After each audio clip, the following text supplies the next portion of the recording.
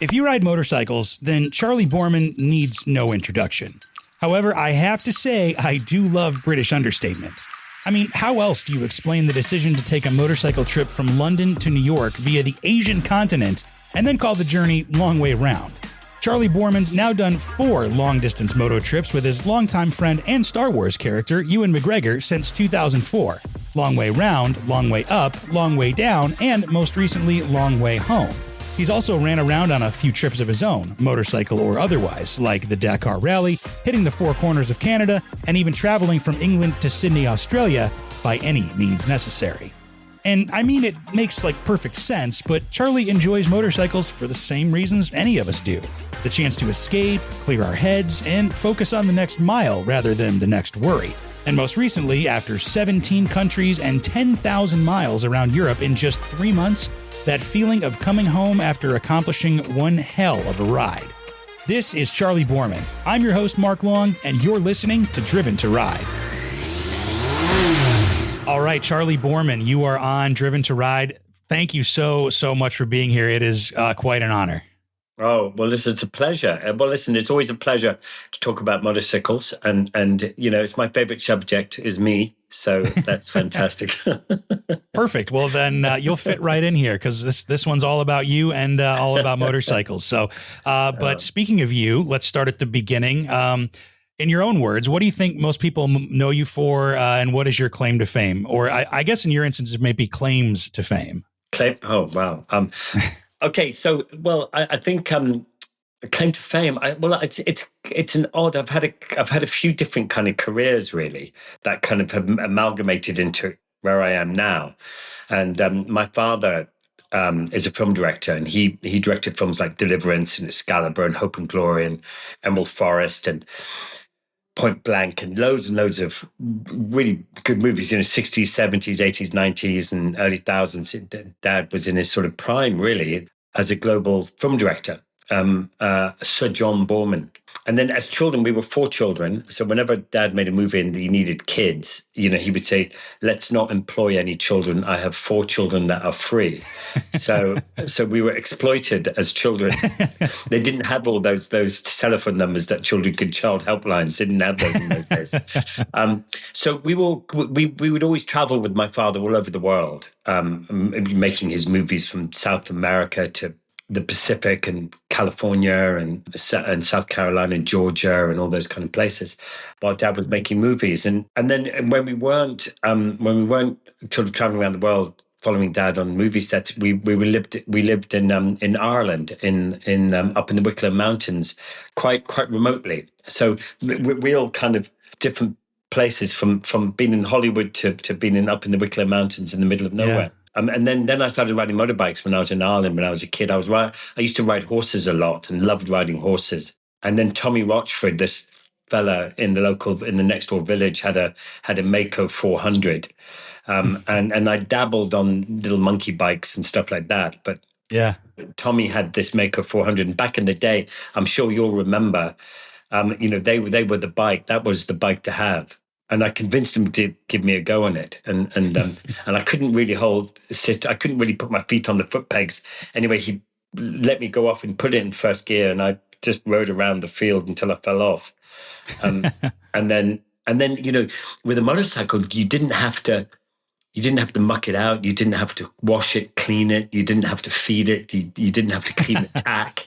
You could just ride a motorcycle all day long and then lean it up against a wall and walk away. And I love that. Well, and to catch you up too, taking a couple of long distance motorcycle trips in your lifetime as well with a dear friend. I did a little bit, and I suppose people will know me probably more now for 4 TV shows with a guy called Ewan McGregor. And we've jumped on motorcycles, and we've gone. The first one we did was long way round from London to New York, going east through Eastern Europe, Kazakhstan, Mongolia, Siberia, Far East Russia, Alaska, Canada, and then the States, and then into New York, and then not long after that, and then I did the Dakar Rally and made a TV show about that called Race to Dakar, where I rode a motorcycle doing the Dakar Rally. And then we did long way down from Johnny Groats, the top of Scotland, to Cape Town in South Africa, all the way through that South African. We went through Sudan and Ethiopia and Kenya, Uganda, Rwanda, Tanzania, Malawi, and all the way down to South Africa, and then long way up on electric motorcycles, all the up to South America, from bottom of South America to Los Angeles, and then just recently. Last year we went from Ewan's house in Scotland to my house in down here in England, to via Scandinavia, Eastern Europe, and 17 countries and just under 10,000 miles on old motorcycles. So there we go. Yeah. Yeah. God, I feel exhausted just saying that. Do you know how many miles collectively you've done over the four shows and the Dakar God. show? I don't Have know you what, done the because the math? Dakar Rally, and then and I did these ones called Extreme Frontiers, where I did 3 of those. Oh, yeah. And went across Canada, across America, and then all around South Africa. And then I did another one called By Any Means, where I went from London to Sydney, and then Sydney to Tokyo. So yeah, I don't know. I never counted. I'd never counted the countries, never counted the miles, but a lot. Yeah, yeah. And I guess you're out of prepositions now. You've done, yeah, around, down, up, and home. So I guess if you're going to do a number 5, you got to get creative with the prepositions. Oh, listen, you know what's interesting about that? I don't know if anybody out there has done a long journey, or done a few weeks or a month or a year or whatever it is. You know, when you sort of start to get to the end of a trip, you start to think about going home, wanting to go home, but a big part of you wants to just carry on and not stop. There's something wonderful about a big trip. You know, it's almost, sometimes it almost feels like you're on holiday, you know, and you don't want the holiday to end. And Yeah. you know, you've got that freedom of just the open road. You're carrying everything on the motorcycle that you need, and you're there. You are just going off. And so when you do a long journey like we did with some of these, you know, they're usually around three months or longer. When you get towards the end, you start to get excited about being home, but part of you doesn't Right. want to obviously stop. So then you start to talk about another one, so that you know, when it comes to the end of the one that you're on, you know, Ewan and I would be talking about, you know, well, listen, but maybe next time we'll do and do that, and then somehow it makes it easier to stop the one you're on, because you get the Sure. feeling that, you know, there's one in the bank, you know, and Yeah, so for sure. and then, you know, slowly, you know, we'll see how it goes, and then we, you know, you buy a map of that place you want to go to, and then it all goes downhill from there. You know? And the planning starts, and then the And next thing planning you know, you're starts, off and again. yeah, Yeah. and that's the hardest part, isn't it? You know, the planning. When I did the Dakar Rally, you know, the guy called Etienne, who was the race organizer of the Dakar Rally. They do the Dakar Rally Tour de France. Oh, wow. They do a whole bunch of really big, logistically crazy races. That's what Sure. they do. And he said, you know, Charlie, he said that if you can get to the start line, you've won. I like that. And that every day after that is a bonus. Mm-hmm. You know, and I think in many ways it's really true, you know, because if you do, you know, you want to go on that long journey, and there's so many things that you have to do to get it all organized in order to leave on that day. And it's easy to push that date, isn't it? You're leaving on the 18th and you go, oh, bugger it, we'll go on the 22nd. And it's really difficult. But rolling out on that day, that's the big one. Yeah. Yeah. I mean, you've done it quite a few times. What is that first day like? Is it give you the same buzz every single time? It's just chaos. You know, when you're sitting there and you're just getting ready to go, and you've got all your gear on, and you're ready to get on the bike, and you've got some, you know, family or friends or whatever who are around. Like in this last trip we did, we had a marching band that Ewan used to be in when he was a kid, and we had our wives and family. Yeah, it was there. a fanfare. And you're sitting with all your gear on, and you're starting to sweat, and you can feel, you know, you're overheating, and you can feel the sweat dribbling down your back, and Mm-hmm. there's an element of anticipation, and an element of like, oh, and you got 3 months ahead of you, and the picture is actually quite big, and you're thinking, oh, this is, you know, and then once you just start turning the wheels, then, you know, then everything just starts to sort of, all the all the hoo-ha just sort of starts to go, and the reason why you ride a motorcycle all comes flooding back to you, and Yeah. and it's just nice. And then we got to the end of the driveway on this last trip, and it started to rain, and you and I Yeah. were on old bikes, and we were wearing jeans and cool looking jackets and open face helmets, and completely 20 years of doing this adventuring, and still hadn't learned anything, and we had to stop at the end of the driveway and just put all our waterproofs back on. Yeah. Then it didn't stop raining for another 4.5 weeks. So It's got to be fun doing it with a friend too, as opposed to maybe a solo trip. I mean, there's got to be a benefit to having somebody kind of either enjoying it or suffering along with you. Yeah. I don't know. I think that's a real individual choice. Some people Sure. really like to do it solo.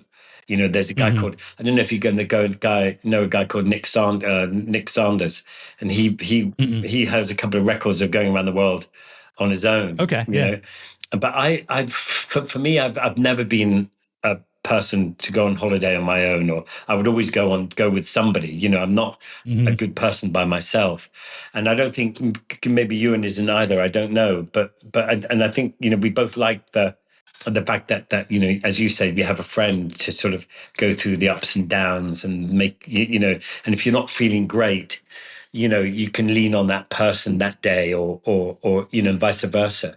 So for me, I think and I think for you and the two of us, well, we really like each other, and we're great mates. So any chance to go riding with a friend is a good one.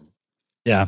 And correct me if I'm wrong, you guys met through the film industry, right? Yeah. Well, I was an actor at the beginning, so I made quite a lot of movies back in the day, and I had some success with some films and stuff like that. And so Ewan and I met on a film called The Serpent's Kiss. This was my big comeback movie. I wasn't getting the films. I'm very dyslexic. Okay. And I really struggle with reading and writing, and my memory is just terrible. And so learning lines was just, I was just impossible. And it's really, really why I kind of gave up acting, really, was because became so stressful to learn, to learn lines. And anyway, so I kind of my acting career had kind of dried up a little bit. And I was painting and decorating and doing people's houses up. My career, my ambitions had kind of fallen off the cliff, really. And I wasn't doing what I wanted to do. Sure. And I was resigned to the fact that maybe this was my life now, and then I was going to start to go into construction properly. But I was doing the odd little film part every so often within that sort of 10 years of hardship and having no money. And one of them was making a film with Ewan. And we met in the west coast of Ireland, where we were filming the thing. We met in a pub where all the actors and everybody were getting together for that kind of meet and greet type of party, getting to know each other. Yeah. And I knew Ewan had ridden motorcycles, and I knew he had a Moto Guzzi California. Yeah. And so when we met, I said, hey, Ewan, hey, and I said, I hear you got a Moto Guzzi California. And he said, yeah, no, I've got it. He said, do you ride bikes? And I said, yeah. And then that was it. We haven't spoken about much else, really. I mean, I spoke to him yesterday, and we were talking about a bike that he'd bought, and that we planned to go. We're going to go off and collect it at the weekend, and so so that was 30 years ago, and and then yesterday we're talking about motorcycles again. But that film was very funny because that had Pete Postlethwaite, Greta Scacchi, Richard E. Grant, Ewan McGregor, and myself, and I thought, I'm back. This is my comeback movie. I don't even know if the film made it to DVD. I think it was just, and I don't think it saw the light of day, that film, but we had a blast. And we ended up being these great, two great mates that ended up loving motorcycles. Yeah, I have a similar story about how I met a good friend of mine where we're motorcycle travel buddies, and I went into work and I saw that there was a Triumph Scrambler in the parking lot, and I'm like, I wonder whose that is. And is that your Scrambler? Yep. Oh, I got a bike too. That rest is Yeah, history. rest is history, isn't it? Yeah. And there's a bunch of us, when back then, after I met Ewan on that film, there's five or six of us who, we all with Ewan, we all went off and we had sports bikes, and we all went off and did track days, and Oh, sure. and then Ewan and I helped run a motorcycle race team for a while, and we were in British super bikes. We had some Yamaha R1s at one stage, and had some success in British Superstock, and with Hmm. David Jeffries and Matt Llewellyn, we came first and second in the championship, and all that kind of stuff. And I started off with the Aprilia 250 two strokes. We started off racing those. So yeah, I mean, it's always been something. It's always people always ask me, you ride motorbikes for a living. What do you do? Where do you go on holiday? I say, go somewhere on a motorcycle. Right. Yeah. Oh, I know. It's very cliche. Speaking of that, I mean, because like you mentioned, by any means, and the Dakar Rally and the Frontiers, Yeah. but with Longway, what's so special about seeing the world on a motorcycle and in long distance trips like that for you? Yeah, I mean, I think I didn't really know it until we'd always done little trips, Ewan and I, and with mates and stuff. You go for the long Hmm. weekends or whatever it is, or you go up to do a track day and you spend the night and you come back, and you know, Yeah, it's an um, experience. and Yeah, it's experiences, and we were just sort of wanting to extend that experience a little bit, and so we originally, wanted to we were going to ride down to the south of Spain and meet our families down there, oh, and cool. that was the kind of the idea to ride a bit more, to have a bit more time on a motorbike. We'd never really spent more than a few days, Sure. and there's something great. There's something, it's especially nowadays. People talk about mental health, don't they? A lot, and people talk Hmm. about being present, being in the moment, not being frustrated or confused about the past, or worrying about the future, or trying to change things, which is very difficult to. But Sure. but so to be on a motorcycle, and even if it's for an hour, or coming back from work, or I don't know, whatever it is, because you're riding and going through traffic or whatever it is, you have to be in the moment, and there isn't Yeah, any you're other right there. choice. So you're right there. So if you're commuting, which I did for 10 years, painting and decorating, I'd always go back and forth on the motorcycle. Nice. By the time I got home, and I had small kids, by the time I got home, I'd have forgotten about not really wanting to do what I was doing, and get off the motorbike and walk into the house, and I was in a good mood. So I think that's what it kind of brings. And then when you go on a long journey, like with you and I, Hmm. that's accentuated. It extends, and when you travel for long periods of time, then your mind starts to wander, and you start thinking about all sorts of things you haven't thought of for a long time. You know, Mm. I mean, I remember on the first trip, I remember my sister passed away about sort of 30 years ago from ovarian Mm. cancer, and very luckily she met my firstborn daughter, and just before she passed, and then I had my firstborn, and then second one came 18 months later, and then life just gets in the way, right? For sure. And then but I remember being on that first trip, and I remember just being out as we get more towards sort of Eastern Europe, and it started to open up a bit, and spend a number of days. And I remember my mind kept coming back to my sister Telsha, and I remember being able to really think about it, and being able to sort of grieve Sure. Yeah. properly, because you're sitting, you have time to think, You and have space and bandwidth, and yeah, yeah. yeah, and it's good. And I had a little cry in my helmet about her. I would sometimes laugh. I always feel her sort of presence whenever I'm on a trip. And I remember Hmm. on long way up, we came around this corner. I can't remember where we were, in the middle of nowhere. Came around this corner, and it'd been a particularly hard morning of Hmm. ride. There'd been terrible weather. It was a big mountain pass. The roads weren't great. On the electric bikes was quite complicated. And then we came down to the ocean side somewhere, and came around the corner. There was this double rainbow. Oh, wow. And I remember Ewan on the walkie talk on the comms said, "Oh, look, Charlie, I think Tulsia's here," and Oh, man. so it's lovely that you have that kind of connection. And Ewan is very, he's very thoughtful, very kind, very. He's a good guy, and I remember being incredibly touched that he would be thinking of my sister, Yeah, that's who a he'd mark of a never great met. friend. Yeah. Yeah. Yeah. Speaking of Yeah. Ewan McGregor and yourself, I mean, you are taking these travels all across the world and stuff, but you guys are pretty well known, I think, around the world. I mean, we'll call it that. Are Well, there any certainly Ewan is, for sure.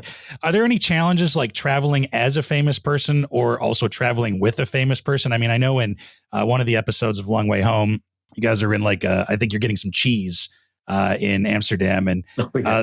The attendant was like, "Are you in the movies?" And Ewan's like, "Yeah, I'm from the movies." And it's like, are there any kind of challenges of dealing with that, like kind of the people recognizing you guys? I think there is. I think one of the reasons why we both enjoy it, and I'm sure for you and probably more than me, is that there is not anonymity. There's I think where people can't really see who Yeah. you are. Yeah, you're You kind of turn up obscured by the helmet and by yeah. the helmet, and there's an anonymity there of it, and I think and then you get off the motorbike and you walk around, and people aren't expecting you, and so Sure. I would say more often than not, people don't recognize you. And Sure. I remember in Long Way Down, we were in we were in Morocco or Tanzania, where they'd filmed the first Star Wars, and they Oh used yeah. those troglodyte homes, that Hmm. the homes that are in the ground, and in the first Star Wars, in Yeah. the Yeah. original Star Wars, Yeah. that's 77. where they Yeah. filmed it. Hmm. And anyway, so we thought we'd be great to go there and have a look. Anyway, and then Ewan was walking around, and not a single person recognized him. And eventually, I think there's a bit in the movie, in the TV show, when you see it, and he's standing beside his poster Yeah. that's on the wall. No, but I don't know if everyone had heat stroke or something like that because it's in the desert. And we were just piercing ourselves with laughter that no one had recognized him. It was very funny. So I think, and then of course, the minute you get outside, especially in Africa and when we did Long Way Round, once Oh you get sure. outside of the Western world, you know, which is sort of 60% of people kind of live in poverty Yeah. around the world, they don't have time to watch movies or TV, or Right. they're just busy getting on with life. So a lot of Africa and a lot of Eastern Europe and Russia and all those places, and lots of parts of South America just don't have a clue. Hmm. Yeah. But and what's interesting too is one of the things I've noticed is that I think just being on a motorcycle, it seems like people are naturally drawn, whether you're famous or not, but people are kind of just naturally drawn to one or two people traveling on a motorcycle. And if you need help, it seems like, you kind of, you found friends everywhere. It seemed like. Yeah, no, for sure, and I think it's partly because, especially when you're traveling in a bit more kind of wilderness, a bit like sometimes when we went to Africa, you turn up in a town and you'd be dusty, and you take your helmet off and you got caked in mud and stuff like that. And then I think people kind of want to try and mother you slightly, don't they? Sure. They want to sort of try and help you. Yeah, you poor look soul. vulnerable, but as well as that, I think when you stop on a motorcycle to ask someone the way, or or whatever it is that you're doing, I think it's because you're already in their environment. Sure. Yeah, that makes sense. So there's an element of equalness. If you turn up in an old Land Rover or a vehicle or whatever it is, Hmm. you're getting out of your environment and you're stepping into their environment. So already there's a slight gap there. You're stepping out of your air conditioned car, let's say, and you're stepping into their part of the world. So there's a different element. And plus the fact, there's always someone, if you break down, there's always someone who wants to help or Yeah. knows someone who can help. Hmm. Did you ever read that book by Ted Simons, Jupiter's Travels? I was going to ask if I that don't know was if you an ever saw influence it. of yours. Yeah. Yeah, it was a huge, especially for Ewan, it was a massive. I came to read Ted's book because of Ewan. And, Okay. and so all this idea really was Ewan's, really. You know, he rang me up one day and said, Charlie, I've got this idea. You better come round to the house. So I came round to the house, and he had this map on the table, and he said, look, forget Spain. Let's go to China. That was the original idea. And then from China, we met a person on the internet. He was called Millennium Ride, and he'd just done the Road of Bones in the opposite direction Oh, wow. to us. Yeah. And we were asking him about information about what he did and what routes and any ideas. And he said, whatever you do, you've got to do the Road of Bones. And so that was born from him. But it was really Ewan who said, look, let's do this. Yeah. You know. What was your first reaction to that? Was that like, were you kind of all in on it, or were you a little? Oh, 100%. So I thought, great idea. And then our wives were there, and we said, what do you think? And actually, I feel a little bit aggrieved by this because both of them said yes pretty much straight away. So it yeah, was get like, out of well, here. Okay. All right. You could at least put up a bit of a fight. Yeah, pretend for me, will you? Pretend, and then they did say, well, how long? And we'd reckoned about 4.5 months. And they didn't bat much of an eyelid about that either. Wow, yeah. But my problem was I didn't have any money, Okay. And Ewan had just finished doing Star Wars, and I think he was just about to do Big Fish. Oh, okay, yeah. And I think Ewan kind of realized that, I didn't have the money, and someone had mentioned about a book that it might make two best friends going off around the world. Don't know what's going to happen, which is it's a good book, right? Yeah. And so that's how that sort of came about, and there was a potential for a bit of money there to be able to do it. Because I honestly was stone cold broke at the time. Sure. And that's how that kind of sort of went about. And then the kind of book deal looked like it was a go. And then but then I'm completely dyslexic. I can't even write. I can't spell. I can't do anything. And Ewan's not that much better. and we thought, well, how are we going to write the book? Right. Yeah. Yeah. Anyway, so then we thought, well, we'll do video diaries, and then we'll get someone to help us sort of, because it's complicated to have two voices in one book. Right. Yeah. So we got someone to sort of help us do that. And then we transcribe the video diaries, write the book. There you go. Yeah. And then we thought, well, if we're going to do a video diary, why don't we do a video as well, type of thing? Right. This right. was Yeah. like Smart. a holiday video. It's not, not like a TV show. And then it kind of just sort of, I don't know, just kind of spiraled from there. And Ewan was off doing Big Fish, and he said, well, why don't you meet a few producers to see if anybody would be interested? Yeah. And then, of course, being useless, I hadn't really thought about it. And then Ewan rang me up and he said, I'm coming back. What have you done? And I said, oh, lots. Yeah, I've got loads of stuff going on.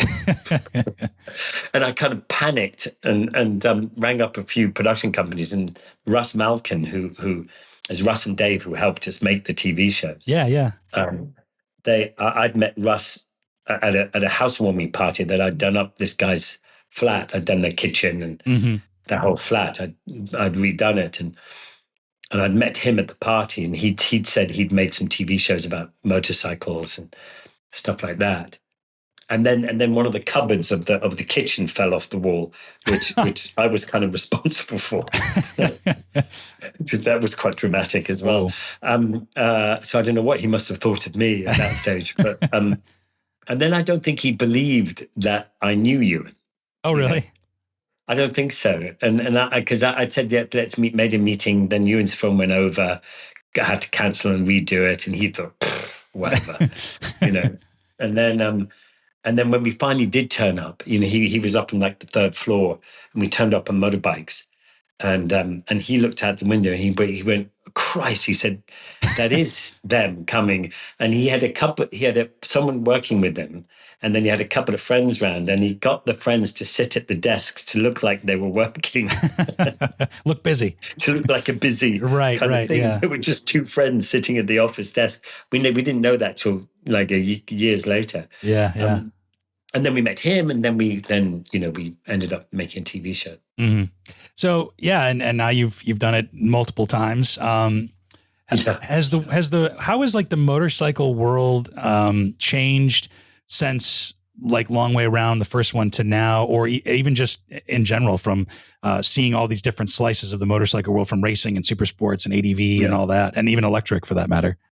Yeah, I mean, I think the adventure of it and the bikes and stuff hasn't changed that much. I think the gear has changed. Interesting, yeah. You know, the tents, even the cooking stuff hasn't really changed that much in 20 years. And sleeping bag's a sleeping bag, you know. Right, I mean, yeah. I think they get a bit more lightweight, but that's about it, really. But I think what really has changed is how you make the TV shows. You know, when we did Long Way Round, there were no GoPros, there were no drones, there was nothing. We invented these little helmet cams. Oh, wow. And a little bike cam, and we got this guy to build this thing. We had little walkie-talkies with a button on the bike where we could walkie-talkie each other. Yeah, this was before comms, before we smartphones. had this recording thing, so there was no Sennas, there was nothing like that. You know, and if you wanted an aerial, you know, we had to choose a place that was near an airport. Oh, yeah. So that you would send Claudio, our cameraman, to the helicopter. He'd get in the helicopter. You could only afford an hour because right. It was really expensive. And then he'd fly to where Ewan and I were waiting. And we heard the helicopter coming. We'd jump on the bikes and ride up and down that piece of road. Wow, and that was the area. You know, now, you know, you cut to 20 years later, and this time we had Claudio on the motorcycle as a cameraman, and we had Max come on this time as well as a second cameraman. And this time, you know, we had GoPros and 360s all over the place, and Max sitting on the back of the motorbike flying the drone following us as we're riding along. That's so cool. Yeah. I mean, and then your iPhone is a laptop. You know, you don't need anything else, really. I mean, I don't even own a laptop. I just have a phone, you know. Yeah. And that's what's changed. And the communication between my wife and my family, and having been able to have that connectivity through technology, that's what's really changed. Yeah, it's got to make them a little bit closer, at least kind of psychologically. They're not so like hard to reach. Yeah. And then the filming of it as well. So now you have the intimate cameras of the 360 where Ewan and I can be having a conversation on the motorbikes beside each other, and actual conversations, and we can find the footage that of us actually talking to each other, and we can have it, me talking and then looking at Ewan and Ewan looking at me, and you know, all this stuff can go on. Yeah. And then you have this, and as we're talking about something, then you have the drone comes out and it reveals where you are, and you're doing the big establishing shot. Yeah. 5 or 6 of those, 7 of those shots a day. Yeah. So that's the big change. Well, and it sounds like, I mean, it is nice to hear that the sense of adventure and the feeling of travel is still the same, that like all the filming of a television show hasn't really gotten in the way of that too much.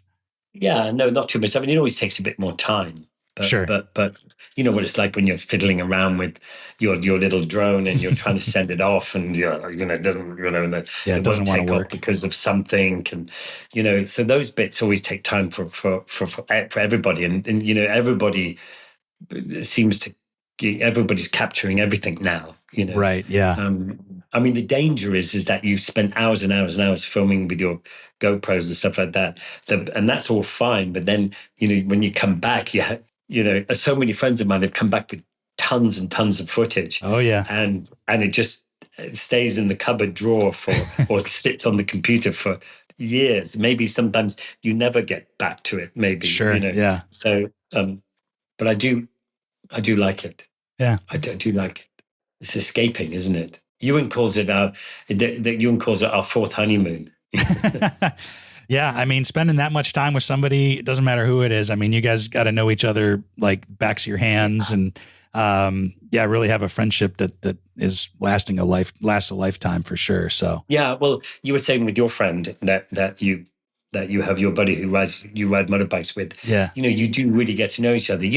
And you know that if you got out of the wrong side of the tent, sometimes leave that person alone, or to say something or to make them laugh, or you piss them off, and you can tell, you think, oh, well, no, maybe I'll piss them off now, and maybe I better just, I'll just keep away. But the other thing of it is that what's really interesting, I think Ewan and I have learned over the years is that at the beginning, you would both ride the day, and you would come to the end of the day, and you would talk about, you would talk about your experience Oh of yeah. that day. Mm-hmm. And then Ewan would have a completely different experience of that day, because you're both traveling down the same piece of tarmac or dirt road, but you've both seen it in a completely different way. Yeah, for sure. And so at the beginning, it was like, well, why didn't you? Why I don't understand why you didn't see it how I saw it. Do you see? You know what I mean? I don't understand why you didn't see that huge waterfall. Yeah, you and missed you had it. to be Yeah. blind not to see that waterfall. Right. And then we've learned over the years to really enjoy and embrace that moment of going down the road, and realizing that at the end of the day, you can have a long conversation about the day, because you've both seen it completely differently. Yeah. And that's I really enjoy that. It's like when I did the Dakar Rally, you have to read a road book.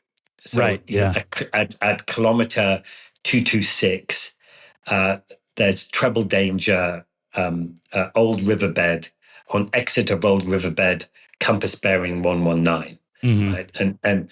And that's your directions.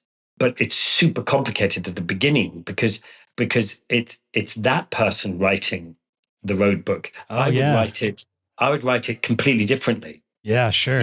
He would make a marker, of a solid marker, to say at kilometer 300 there is a tree with two big branches. Yeah. Right. And so you knew that was absolutely kilometer 300. But I would have said the two huge boulders on the left hand side. I would Yeah. have said. Yeah. Or You know what maybe I you mean? don't So, even see the tree. Yeah, exactly. What tree? I don't even see the tree. Yeah. Yeah. But so you have to then understand, get to know that person through the road book, Right. because you have to get to know that person, because you have to think like that person who wrote it. Yeah. Does that make sense? Yeah, totally. It makes a lot I of don't sense. know. Yeah. Yeah. And so from that, you guys, Ewan and yourself probably kind of can get in each other's head and in a good way, and know how each other thinks. And, Yeah, absolutely. and that's got to be cool, really cool, sharing the experience of what you saw independently, but together at the end of the day. Absolutely. So. I mean, it's like old friends, when you're boyhood friends or school friends, some of your best friends from as far back as you can remember. If you haven't seen them for 2 years, you can still, you drop in and you're excited to see each other, and then it just carries on as if no time had ever gone past. And you just carry on. Yeah, you pick up where you and left that's a bit off. like with you and I. You jump back in. Sometimes we don't see each other for 6 months or a year or whatever it is, because we're both always always working, like everybody. But you just slot back in. It's nice. Yeah. Well, Charley, thank you so much for the time. Last thing, I just want to make sure we cover, where can we check out Long Way Home? Oh, well, Long Way Home is with the other three as well, and they're on Apple TV Plus, which is their streaming platform. Yeah. And it's there's some good stuff on there. There's some really good TV shows and programs and stuff that's on there. So it's worth that little subscription. You can always watch it for the month, and then sack it off if you want to binge them all and then get out. But yeah, no, and I have to say the show is beautifully shot. Even with the sound off, it's beautifully shot. The landscapes are beautiful. These awesome old, which we didn't even cover the bikes, but maybe we'll have to try that again. But oh no, it's lovely. And just quickly before we finish, on that, the choice of old motorcycles was because we'd gone super high tech the trip before, going on Long Way Up with electric motorcycles, and that was really complicated and real challenge. Everybody said that it was impossible to do, and it was almost impossible to do. But going on old motorcycles, no Moto Guzzi for Ewan, and old R75 for me, BMW, and then going around in your backyard, not actually going that far away, and discovering Scandinavia and Finland and Sweden and Eastern Europe and Poland and all those places was a very sweet, beautiful part of the world to get lost in. Yeah, and I have to say, Orange was great choice for that motorcycle, man. That was that was a great color choice for that. Yeah, that was cool. So. I know orange, and then if I don't know if you've noticed, but on the bike there's a little stripe on the petrol tank. Oh yeah, and that's is a root beer flavor, which is my favorite. My favorite drink. Oh, no way. And the spray painter goes, Charlie, I've just had an epiphany, and I think I should do the strip, because a lot of my bikes are orange. Okay. With the stripe, and they're all different colors. And he goes, yeah, no, I think, what do you think of root beer? And I was like, oh my. Yes, it's my favorite drink. Yeah, that's awesome. Yeah, I didn't know that, but yeah, I remember the episode where he's like, "You're never going to believe this. What color? Root beer." And I was like, "It's not brown. It's root beer." Root beer. Yeah. So, but no, they were beautiful bikes, man. So, but yeah, again, Charlie, thank you so much for the time. And if you want to check out any of the long ways, Apple TV is where they can. So, thank you. So we'll talk again soon, I hope, and maybe go for a ride sometime. I'd love that. So thank you. We'll talk soon. Okay, bye-bye. Thanks for listening to Driven to Ride. Interact with us and check out full unedited conversations, photos, interviews, video interviews, plus other goodies on YouTube or Instagram at Driven to Ride Podcast. Or you can check us out at driventoridepodcast.com. And make sure you leave us a rating and review from wherever you get your podcasts too. If you have an idea for an episode or a guest, or you want to invite us out on an adventure, email us, hello@driventoridepodcast.com. Driven to Ride is wholly owned by Flint Rock LLC, made possible with help from Matthew Miles, and written, hosted, and produced by me, Mark Long. We'll see you out there.